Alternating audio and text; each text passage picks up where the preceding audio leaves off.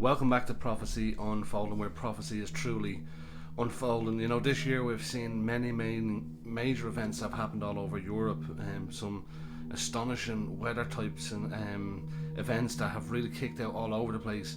At the moment, we even notice in the US, many different types of hurricanes have happened, and there's one that's incoming in Florida, that's coming towards Florida at the moment, and obviously prayers go to people that are going to be in its path.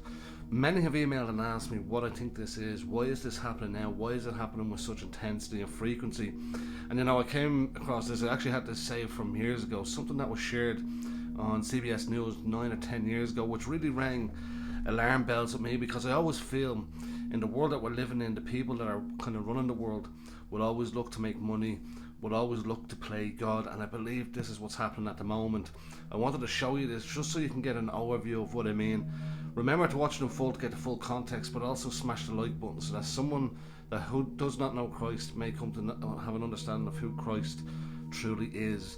Now, I ask you again to watch it in full, hear exactly what's been said now, and then I'll give you an explanation afterwards of the real, of what I really believe this is going forward. Have a listen.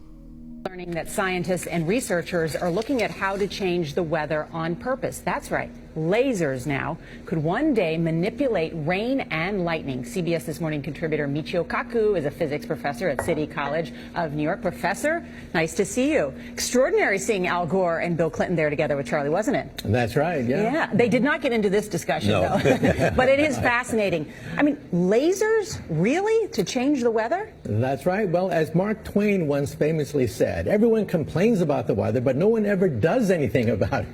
Well, instead of doing a rain dance, we physicists are firing trillion-watt lasers into the sky to actually precipitate rain clouds and actually bring down lightning bolts. This is potentially a game changer. But this is experimental. It's experimental. However, in the laboratory so far it works.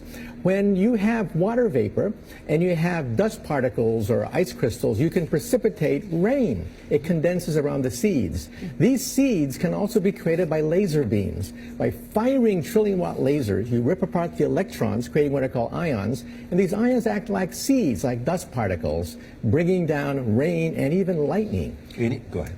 Well, this fascinates me in part because, too, I remember reading the stories that China had used this during the Olympics, that the USSR had used this after Chernobyl to create rain clouds. I mean, did those really work then? We have some of these capabilities now? Inconclusive. Even in the 60s, the CIA used this to bring down monsoons during the Vietnam War, to wash out the Viet Cong. Governments have been playing with this thing. Alleged to. Alleged to, right. Yeah. Now, we realize that for decades now, these governments have been alleged to have experimented with weather control, but nothing conclusive. This time we're bringing in the laws of physics rather than simply waving our hands and uttering mumbo jumbo. We're actually using trillion-watt lasers now. And in the laboratory, sure enough, they precipitate rain out of water vapor. Sure enough, you can actually bring down electricity down the beam. So what does it mean for drought areas that need to have rain for crops, and if they don't have them, there's the consequences of famine? Well, the bad news is if it's a clear blue sky, it's not going to do anything at all, because it only takes water vapor that's already in the air and condenses it. However, for floods, for agriculture, farmers, for people planning wedding parties, football games, you name it, outdoor events and agriculture and flooding and even hurricanes, all of them could be subject to weather modification. Incredibly interesting, Professor Michio Kaku. Thank you so much. Now, the first thing I'd say, many people would say, you know, it's conspiracy. No, I don't think all weather events are controlled by man.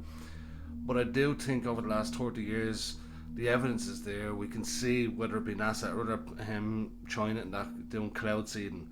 We've seen it happen earlier in the year. It was admitted that in Dubai that they were doing weather seeding.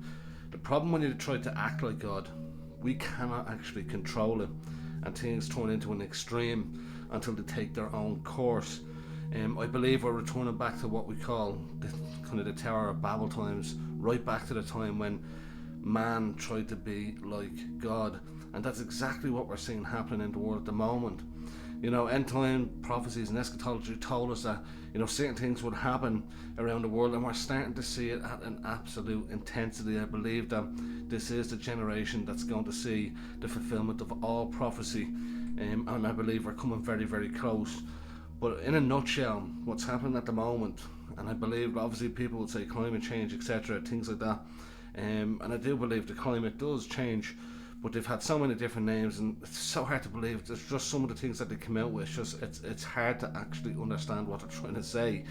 But when it comes to these things happening at a severe temperature like this, I do believe that these are certain judgments that God spoke about that would come and would happen, and I believe it's all leading up to the return of Christ. Like a woman in labour, it starts to happen with more intensity and frequency, and we're seeing it happening now.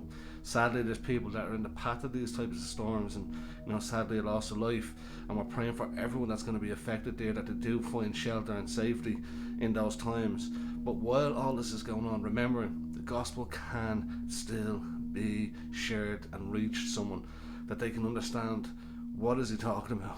All this gospel of Christ, that he did live, he did die, and he did raise from the dead. These are the most exciting times as a believer that we can be living in, that we still have a chance to share the gospel, to get people to the understanding of who Christ truly is, that he did do what he said he'd done, that the apostles, when they were after the Christ's ascension and they were spreading the message of the good news, that they knew with conviction that Christ was who he said he was. Remember, regardless of all the chaos going on in the world, God's always in control, and keep the faith.